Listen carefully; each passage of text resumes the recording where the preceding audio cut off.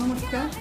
আজ আমি এসেছি তোমাদের কাছে একটা খুব সুন্দর জিনিস শেয়ার করার জন্য। সেটা কি না, জীবনের উপরে। জীবনের লড়াইতে কেউ বা জেতে, কেউ বা হারে, কিন্তু তাই বলে থেমে থাকতে নেই। জীবন মানেই এগিয়ে যাওয়া, জীবন মানেই এগিয়ে যাওয়া। দুঃখ পেলে আমাদের চলবে না, দুঃখের ভেতর দিয়েই আমাদের সুখকে খুঁজে বের করতে হবে, এবং ভালো লাগা খারাপ লাগা সেগুলো আমরা যেন বুঝতে পারি। আর এই খারাপ যখন লাগে, তখন খারাপ লাগা মানে আমাদের খারাপ সময়টা যখন আসে, সেই সময়টাকে আমরা সবসময় ধন্যবাদ জানানো।